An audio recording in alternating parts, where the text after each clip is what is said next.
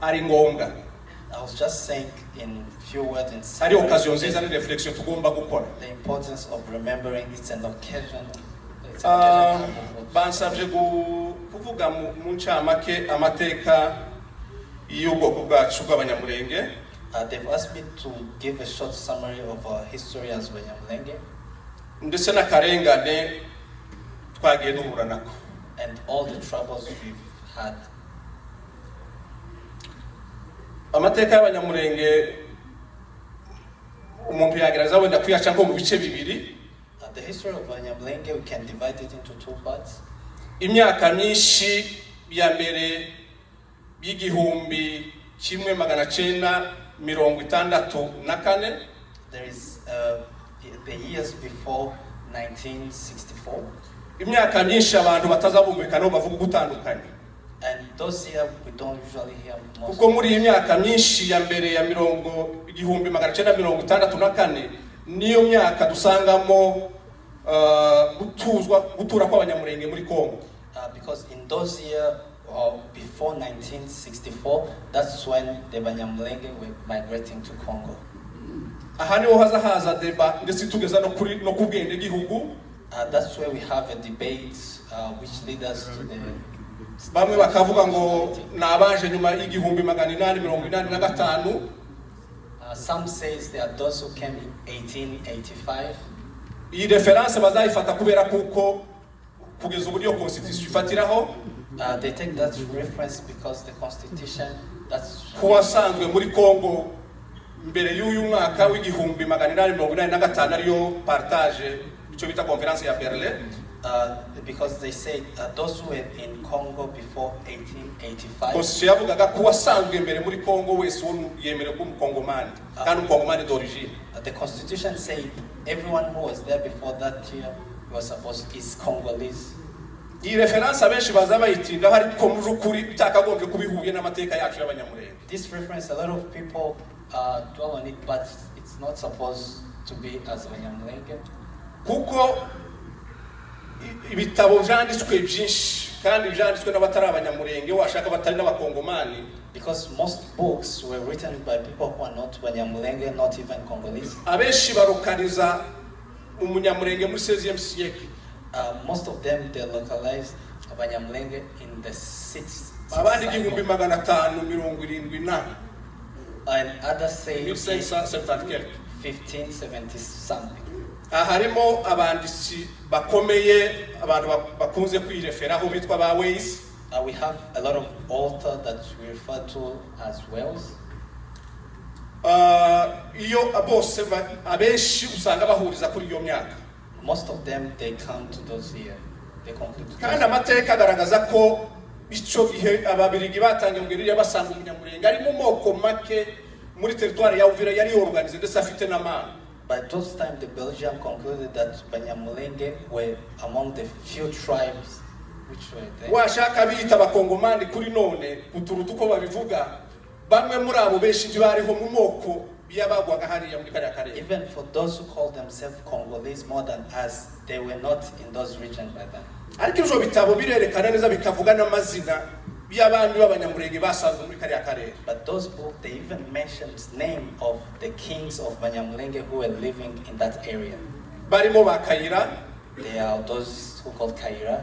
Barimo ba Gahutu. Barimo n'abandi bampuwe kwa magurupema barimo ba Budurege.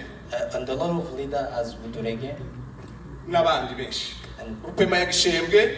There is a group of Bishembwe. Za Munanira. Abandi benshi baragaragara ko bari batuye aho bita za Kakamba ni Murenge de Stoke. And also they show that there are people who are living in Kakamba and also in Murenge. Iyi ni period abantu benshi bazabakunda kuvuga ngo yari nziza umunyamurenge ariho mu mahoro. This is a period of time where every Munyamulenge was living in aturanya n'andi moko neza. We were living in peace with basabana. We were living bamwe ari aborozi abandi ari abahinzi. Some of them were basangira ibyavuye mu mirima y'abapfurero n'ababembe. And they were also sharing crops what they abandi bakabaha ibyo bakuye mu bworozi bwabo. And also they were giving them for what they had from their ico gihe uko niko abantu benshi bakunze kucita mu mateka. That's what they called that period. Twari naco gihe umunyamurenge yahemutse amahoro kugeza muri 1964. That was the last time when Munyamulenge had peace till 1964. Uyu mwaka babavuga babashaka kuvuga intambara ya Mulere ko ari kuco yatangiye. In that year, that's when the war of Mulere started. Ariko iyo bisubiyemo mujuko rusanga ari cyo gihe gishobora kuba cyarabaye kibi ku Munyamurenge. Ari naho ibyo turi gucamo kuri none ari aho ariho bikura imizi. When you go back through it, that's when Banyamulenge tribe started having trouble. It's the same thing that we are going through right now. Kubera ko nico gihe Umunyamurenge yambuwe uburenganzira cyo kimwe n'abandi bakongomani bari basanzwe muri ako karere. Because that's when Munyamulenge were ripped of his right as a Congolese. Dico gihe umuzungu yaje kurestructura akora ibyo bita amasheferi. That's when white people came and started dividing us in what we call CHEFFERIES. Ariko ya masheferi yarema ahera kubera hasanzwe ndetse arema nandi masha an exception y'Umunyamurenge. And when they were trying to create those CHEFFERIES, they started for those who were living then, but exception for Banyamulenge. Umunyamurenge we yaje kwamburwa nayo yarasangwa. They were ripped off those we had. Ibi si ibintu twihimbira ni ibintu biri mu bitabo woja mu bibliothèque woja no kuri Google kabibona. This is not something that we create. You can read the books or even online. Iyi archive abaja mu Burayi muri Belgique bazisangayo. There is an archive in Belgium which is there. Administration za kera za nyuma y'abakoroni ibi byagaragaragamo. Before the colonium, there is all the administration. Barakwereka chefferie zigera kuri zibiri z'abanyamurenge zigeze kuba créé n'umuzungu n'umukoroni ariko quelques mois après baso barayisipira izo decrets zirahari zemeza zinasipira. There was also leadership for Banyamulenge created by white people, but they removed it afterward. Mu gihe abandi barimo bafata ajya moko mato atarazwe bakayahuza bakayagira mini communauté bakayaha une grande chefferie. And for those who had small tribe of a few people, they used to put them together and they gave them. Murabizi ko muri Amateka agaragaza neza ko Kayira yakuwe muri ako karere kugeza aho bamujanye Rurenge. You know from those history that Kayira was taken from there and they took him to Mulenge. Iyi somya Amateka usanga mukundu bahuza chefferie ariko butegetsi bakayihuza n'ubutaka nuko ko igihugu cyose kigabuwe mu masheferi. Igihugu cyose gihawe abami gakondo aribo abami koko. When you see the way they were dividing the CHEFFERIES and giving them the lands, that's how they were dividing our tribe. Na haniho ikibazo cha identité. This is when the problem of identity na citoyenneté na haniho gihera. And also the citizenship, this is when they start. Niba hari abantu bagira iyo confusion kuri none bakaba babigarukaho kandi constitution claire Umunyamurenge ari umukongomani. And those who still have a problem or are not clear of what happened, this is when it started. The Munyamulenge is a Congolese. Nibaza ko abesha ari ahabahera. Most of people, this is where they start. Kuna constitution ya Congo hari aho ndivuga ko umukongomani ari umwe muri abo bantu bari bagize ayo mani. Umuntu wagize icazana mucaje kuba Congo muri 1885. Even in the constitution of Congo, they mentioned that Munyamulenge was part of it in 1985. Iyo ugera kuri tero ugasanga ubutaka n'ubw'abami. When you arrive somewhere and you'll find a land is for a king. Ngaha ho ibibazo bico bita transhumance abungeri iyo badutanga ico bita ituro kiwemereye kujana inganje utabanje kuja guturira umwami na hariho bitira source yayo. This is where it started, where you have to go give an offering to the king. Kuko nyiri butaka n'umwami. Because the one who owned the land was a king. Niko abazungu bavubatse muri Congo. That's how white people. Congo yose yari igabanje mu marwa yone. The whole Congo was divided into kingdoms. Babirebye gutyo ariko Umunyamurenge bamukuye muri bwa bwami bamutayigo. They created it like that, but they took the Munyamulenge. Nguko ko cyagihe twita ko ari ciza. That's how the time that we called good. Ariko mujukuri gishobora kuba carabya ibibazo nyamuri turimo ducamo kuri uyu munsi. Which created all these problems that we're going through. Turagiye tugeze mu gihumbi kimwe magana 964. When we got in 1964, intambara ya Mulere yatangiye. The war of Mulere started. Nyuma yo gupfa kwa Ministre Patrice Lumumba. After Minister Patrice Lumumba died, abari bamushigikiye batangije intambara. those who abari bamushigikiye abari kumwe nawe mu butegetsi, those who were with him in leadership, they started the war. uko baza bavuga ko uyu bita Simba Murere yari ministre muri guverinoma ye mushinzwe education. Because the one called Simba Murere was the Minister of Education.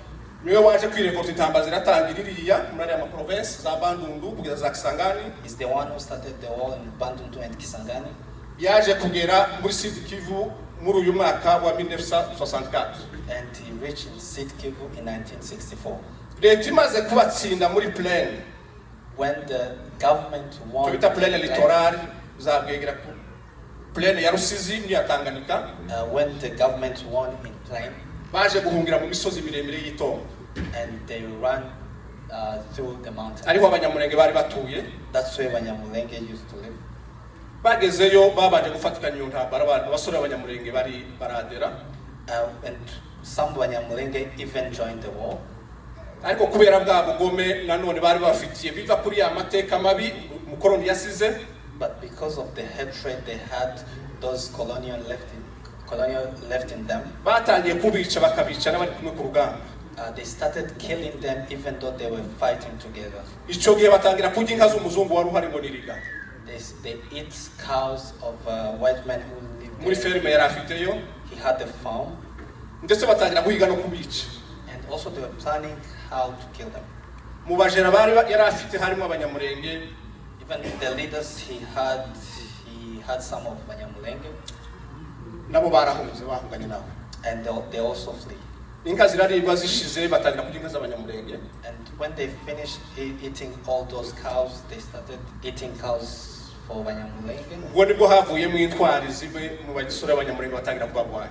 And some of the heroes came from there and started fighting against them. Aha niho bazavuga ngo ico gihe niyo mpamvu abantu bavuga babisharisha n'ibihari kuri nora kavuga ngo ico gihe twirwaneho yatangiriye. And that's where the group of Twirwane was started. Irimo abagabo nka ba Mushishi bazi mu mateka y'abanyamurenge. You know men like Mushishi in our history of abanyamurenge. N'abandi benshi ba Muhindani n'abandi ba Muhindani. And most of them like ba Muganwa mu Bogobogo and Murama in Bibogo. N'abandi benshi bizera ko muza amazina yabo. And most of them you know the names. Intambara yaje gukomera ba Mushishi bamaze gupfa nanone abaturage bose kujya France bazavuga ngo l'histoire se répète. Also the war keeps going on after Mushishi died, as French people say. Abanyamurenge bisanga bose bahunze ho plateau bayivuyemo. And all abanyamurenge flee from where they were living. Abakize bakiriye mu Mushasha. And those who escaped, they came. wa Uvira ndetse n'uwa Fizi za Baraka. They came in Uvira and Fizi. Ariko nanone nyuma y'igihe bitari gito abantu bamaze gushira kuko bari basigaye bishwe na za malaria. And also after a short period of time, those people. Nanone hari intwari zahabutse zigira inama yo kuja gutaka ku mukoloneli wari uhari ngo nikanika ari Uvira wari uva muri leta. Also we had some heroes who stood up and they went to. Ndibwo bagiye kumusaba intwaro bambwira ko bo bashoboye kurwanya umwanzi. And they asked him like arms that they are. Nawe niwe yatinze kubaha intwaro bisaba hana formation barazamuka bafata imisozi. Give them the arms and also give them some training. Mu gihe gito cyane kiriya gihugu bari birukanye umwanzi. In a short period of time they fought against the enemy and he ran away. Bazamura abanyamurenge bose basubira muri gakondo. And all abanyamurenge came back to where they live. Igihugu kirongera kiratura. And also we had peace for. Ariko mujumbe ko ico gihe umunyamurenge wese byari nyuma y'igihugu tumeze kuri none. But here that all abanyamurenge, it was different of the way we are living at the moment. Kuko uyu munsi wo harura bivuze ngo umuhana umwe imihana ibiri Bijombo Minembwe Bibogobogo igituwe n'abanyamurenge. Because right now you can count different places where abanyamurenge is. Ariko nanone imbaraga z'intwari z'abanyamurenge hamwe n'Imana yacu. But from the power of some of our hero and our God, umugambi wo kudukura mu gihugu ntibawugezeho. They didn't fulfill the purpose. They had to chase us away from the country. ariko nanone ibi byasize isumu ikomeye muri ariya moko duteranye duturanye. But this also left a small lesson from all those tribes who were. Ariko turashima kandi ko byaremye ubundi butwari bukomeye mu banyamurenge. And we thank that it also created heroism in Banyamulenge. Ico gihe abasore benshi bahawe amahirwe yo kwiyarura mu gisirikare ca Zaire ico gihe. That's when most of some Banyamulenge they joined the army of Zaire. Abandi ndetse binjira muri administration locale y'igihugu. And some of them they joined the administration of the country. Abandi baja mu mashuri bariga. And others they went to schools. Mu myaka mike nibwo twari tutangiye kubona intwari nka Bagisaro. After a few years, that's when we started having heroes like Gisaro. Kuko muri iyi myaka uramubona barimo biga za Bukavu. In those years, we can see them. They went to school in Bukavu. Kuko 69 ubwo yararangije Kinshasa. In 69, he finished school in Kinshasa. 70 ababaye umudepite aratorwa muri territoire ya Uvira. In 1970, he became a deputy in Uvira. Ndetse yaje gushaka gutorwa muri 77. And he was also elected in 77. Yaje gupfa muri 80 akoze manda zibiri. He died in 1980 after he served for 2 mandates. Abandi bajya barimo bitwa abanyamahanga. Those are the people who were called foreigners. Abandi bajya barimo gusura kurema andi mateka mashasha nyuma y'ibyo umukoloni yasize akoze. Those are the people who were creating other history after what the colonial did. Au niveau local ni wa wundi bavuga ngo no kuba mu gihugu cyemere kukibamo. At the local region, there was those one who were saying they are not even supposed to. Ariko kubera ubutwari bwabo ko baratorwa bakagera mu rwego rwa deputation. But because of their heroism, they were voted to be leaders. Kandi mu byukuri iyi urundi rugamba rwari rutangiye rwo mu bundi buryo butari rujya bwitwaro. This is also another war which was started, not just a physical war. Kandi barwanye neza urugamba rw'abanyabwenge. And they did it well. Havamo intwari zikomeye. And we had many heroes. Murababona ba Musenyeri Gapango barimo baba abasenyeri hariya za Uvira. And you can see those in Gapangwa in Uvira. N'abandi benshi abadisciple ba Gisaro bagiye baje mu ministeri Kinshasa. And also we had some like Gisaro. Abandi bayobora ama university. Kinshasa. Others were leaders in universities. Ariko nanone ubugombe bwashizeho kwiyongera mu moko duturanye. But in those neighboring tribes we had, they keep having more. Ico gihe havutse aba extremiste abo muzamwumva babembe anzubundi bembe. And there were other people who came as ba commissaire du peuple ba Mwene Malungu. And also Mwene Malungu. Aba bose bahagurukiye kurwanya ubwoko. All those they came to fight against Banyamulenge. Ibi nibyo byaje kuvamo intambara izitwaje guhura nazo z'igihumbi 1996. And that's where the source of the war we had in 1996 started. Aha niho harimo haza cya kibazo nibajije nkangira ngo ese tukwe ubwo abandi bategura kutumaraho no kudukura mu gihugu tuba turimo dutegura iki. That's when I come back again to the question I started saying me what murabyumva ko ari cycle rekira buri myaka 30 ya ntambara kiragenda igaruka. You can see that every 30 years the war is repeating itself. Kuva 66 Murere irangiye. After 66, after Murere. 96 ya ntambara irangiye nyuma y'imyaka 30. After 30 years there will that war again. Kandi imyaka 30 ubundi ni generation. And 30 years it's a generation.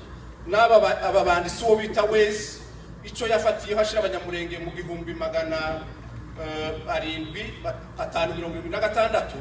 And was where he is classifying Banyamulenge in 1576. Yafatiye go kuri generation zitandatu yasanze zimaze muri Kongo mbere uko bahagera. He decided that after 6 generations he found in Congo before he arrived. Kandi buri generation yagiye imyaka 30. And every generation he gave him 30 years. Nukuvuga ko intambara n'umugambi wo kumaraho umunyamurenge murumva ko buri generation y'imyaka 30 byantambara igomba kugaruka. Because you can see that this war is planned to remove all Banyamulenge because every 30 years that war repeats itself. 96 kugeza uyu mwaka ejo 2026 imyaka 30 irashize.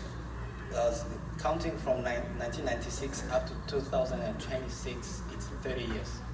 Kuko shake 30 bagiye duhura n'intambara zo kutuma zifite umugambi wo kutuma no kudukura mu gihugu.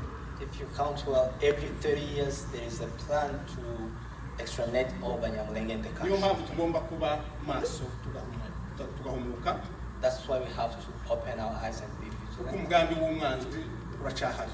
Because the plan of the enemy is still there. Intambara z'ejo bundi za 2016 the wars that we had in 2016. Ngira ngo cyane abantu bemeza ko zatangire mu ijoro. A lot of people agree that it started in Bijombo. Nazo zitari kure kuri ya mateka twavuze. They are not far from the history that we just said. Kubera ko yatangira imirwana igwanya ico bita groupement ya Bijombo. Because it started fighting against the groupement of Bijombo. Imwe bigaragara muri za mbaraga ubwoko bwashizemo nyuma y'intambara ya Murere. The one which shows the ability of which was created after after they removed all those chefferies and all those leaders. Habayeho urugamba rwiwe n'abagabo b'abanyamurenge barimo there was a war which was led by Obed. N'abandi bagabo benshi bari bamuri inyuma. And a lot of people were with him. Basaba gupema kugeza bayihawe gupema ya Bijombo. They asked a territory. Bayihawe mu mwaka w'igihumbi 1969 nibwo umwamirenge yayemeje arayiba. Till the time they were given their own groupement in 1969. And also Colonel Kaniki was with them.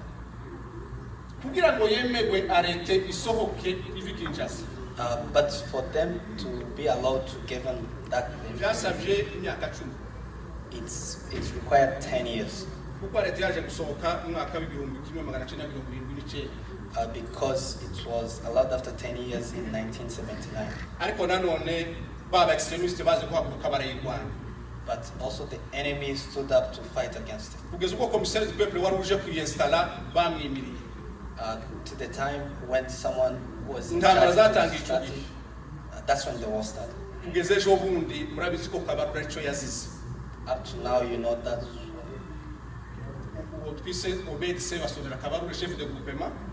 that's what also Obed. Yagiye muri Kenya agiye kwivuza kugeza bamuciye mu kuguru nico yaze kuzira murabyibuka mu mateka ejo bundi turimo dushingiye Bukavu. They shot him, he went to Kenya, they amputated his leg, we had his funeral. Intambara ya Bijombo naho niho yatangiriye. That's when the war of Bijombo started. Murabizi neza ko Bijombo ari yasenyutse mbere turere twose dutuwemo n'abanyamurenge. You know that Bijombo was the first territory where Banyamurenge lived. Ariko kandi hari izindi mpamvu zagiye zituruka ku byaborozi abari mu biraro inganje n'ahandi. And also there are also other cause. Nanone bikora kuri kiya cyo kuvuga ngo busu ubutaka bwanyu. But it's all come together saying that it's not our land. Ibi mbivuze kugira ngo twumve ku ikibazo mu jukuri umugamba ruwakera. The reason why I'm saying this is for us to understand that the plan started earlier. Even when you hear what the leaders are saying, it also surrounds the same thing. Niba creation ya commune ishobora guteza induru ngazira mwabo gushiraho commune burirare yo mu minere. Even for them to have a district, even to have leaders who are close to the community. Hundreds of communities that they created, and to put only one rule, but only one community to cause all the troubles.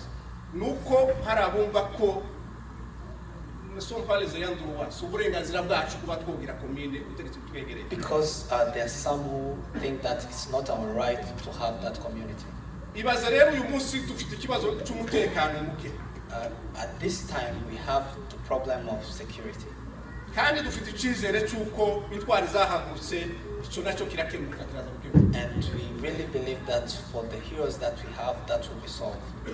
ariko ibibazo umutekano ubonetse ariko umunyamurenga akenera certificate de naissance y'umwana akaza kwishakira ifizi. But imagine, even if we have peace, but Munyamulenge we want to have a birth certificate for his kid and will go to fees. Ibaza umuntu aje gukora mariage civil akagenda hafi urugendo rw'iminsi 3 iminsi 4. Imagine someone to get married, they'll have to walk for like 3 or 4 days. Ibaza ico gihugu, ibaza ubwo bwoko muri siècle turimo. Think of that country and that community or that tribe in this year that we are living in. Mwabonye intambara zabaye ku bayobozi bacu za Kinshasa. You've seen the war which happened in our leaders in Kinshasa. Kubera ko umuntu yabonetse ngo yagaragaye mu Minembwe araho barimo bayisalija komini. Because someone was seen in Minembwe where they were putting the community. Mujukuri biradusaba guhaguruka. All of us, we have to stand up Kugo as our community. Ibyabaye mu Gatumba 2004. What happened in Gatumba in 2004? That's where I will end. Byose imizi ni muri bya tumaze kuvuga. The root of it is from this what we just mentioned. Turi mu bihugu aho ngira ngo n'inyoni yopfa mu rugo rwawe bakakubaza uko byagenze. We are in the country, even a bird might die and they will ask you what happened to it. Turi mu gihugu n'umwana kubitwa ugahamagarwa muri polisi. We are in a country where you can even beat your kid and you. Ariko ibaze abantu 160 bapfa. But imagine 166 people dying. Bakagwa muri kapitale y'igihugu. And to die in the capital city of a country. Kongo ico gihe ngira ngo MONUSCO yari iriyogeje. Even by then in Congo, MONUSCO used to live there. Ese kuvuga Burundi aho bahungiye. Not only in Burundi where they were seeking refuge. Ahantu baguye na frontiere ya Congo. Where they died and the border with Congo. Ni birometero kuva kuri Kavimbi rujaho MONUSCO Monique y'ico gihe yari. And the kilometer, the distance between where Monique used to live and where they died. Ariyo Nations Unies. That's the United Nations leading the whole world. Imyaka mike no mu Burundi haje kuza ico bita ONU. Even after a few years, there was something in Burundi called ONU. Nayo nanone ni ya Nations. It's also the United Nations. Irimo n'imbaraga za gisirikare. And also there is the power of the army. Ariko uretse ko abantu bapfuye. People have died. Uyu munsi tukaba turimo twibaza byari abakoze ibyo barabazokurikirana. Up to now we still ask ourselves, those who committed those murder, kibiteye agahinda gusa. Justice. Kibiteye agahinda gusa. It's not only saddening, biteye n'isoni. but it's also shameful. Ku ma organisation régionale, sous-régionale, internationale ashinzwe ubuzima bw'abantu. For all those organizations who are in charge of protecting people. Rero isomo twakuramo ni iri.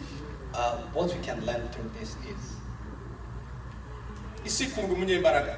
The world loves a powerful man. Nitwe tugomba kuzishakamo. We have to find those power in ourselves. Kandi amateka aragaragaza ko bishoboka. And the history shows that it's possible. Niba kuri Murere byarashobotse. For the time of Murere, it was possible. Ko abanyamurenge bongera gutuzwa muri gakondo. For the Banyamurenge to go back to their home country. 1996 hasohotse itegeko rya leta. In 1996, there was also another. Bitanga amasaha ngirana. They even gave the time. 28. They gave 24 hours. Ku munyamurenge wese yavuye muri Hopla. For all Banyamurenge to leave their country. Ariko abanyamurenge bagahaguruka. But the Banyamurenge stood up. Naho dufite benshi bapfuye. And we have a lot who died. Ariko tukavuga ngo ibintu bishoboka. But we can say this is not possible. Umunyamurenge akongera gatuzwa kuko nabico gihari abari bahunze benshi. And all Banyamurenge will live again in their home country. Harabaza kuvuga amateka ya Bibogobogo. There are people who are going to say the history of Kubakoroni. Ako turavuga 160 baguye mu Gatumba. But we are talking about 166 who died in Gatumba. Ariko ibuke ko mu Bibogobogo hari ahandi haguye abantu barenga 500. But remember also in Kubakoroni there are those Mu more than minsi ibiri, mu minsi 300. itanu. There are more than 300 who died only in 3 days. Ikibazo rero ni ukwibaza ngo ese abavuga ngo iyi si jenoside What we can ask ourselves is those people who deny that this is not a genocide. mu gihe leta ihaguruka igatanga itegeko, When the government will give an order, mu gihe abanyabihugu bahamagara ngo nimuze turi leta twemeye kubacungira umutekano, and when the government called us in Kubakoroni, come will protect us. abamarutse bahamagawe na koloneli ngo nimuze mu rwego turabacungira umutekano, And those who were there, they were called by a colonel who was there. That baca will protect bakicwa them. bagashira, And the next day, they abagore were n'abana, killed. Kids and abasigaye bakajanwa Amateka. and other were kidnapped. Ivyo nivyo vyabaye mu Gatumba, That's what's happening. ivyo nivyo birimo biba uyu munsi muri ho plateau mu Minembwe n'ahandi. That's what's happening at the moment back home and other regions. Abarimo bicwa n'abarimo batizwa imbaraga n'abashikiwe na leta. And those who are killing, they are being helped by the government. Rero mu kurangiza, By ending banyamurengekazi, all banyamurenge, twihangane, please be comforted. ariko kandi But dufate umwanzuro. we have to make a decision. Siko abantu bose mu by'ukuri bazohaguruka ngo barwane bafate intwaro, Not everyone is going to join ariko harimo us. inzira nyinshi zo kwiyubaka But there is a lot of way to build kugira ngo ourselves ejo mu myaka yindi 30 iri imbere so that in the next 30 years, ayagira azaba amateka. this has to be an Twagagombye history. kuba ubwoko buri gihe uko hatekerejwe kugira nabi kwica, We can't be twazwe tubasibe. we can't be a community when everyone is thinking about killing. They'll just come to us. Rero turashima mu by'ukuri And we also thank wamaze gutera intambwe for those who ku took the mbaraga step, zubakwa for the effort which is being kugira ngo built ubutabera buboneke. so that we can have justice. Abana bato bavuye mu Gatumba ari amarescape, Young kids who came from Gatumba, turabibona aho bagejeje igikorwa. we can see how far they are taking it. Rero harimo icyizere There is hope yuko ejo that, natwe tuzaronka amahoro, that tomorrow we'll have peace. tukaba muri Kongo dufite uburenganzira bw'abandi bakongomani bose. And to be in Congo with Murakoze, rights as all murakoze. Congolese. Thank you so much.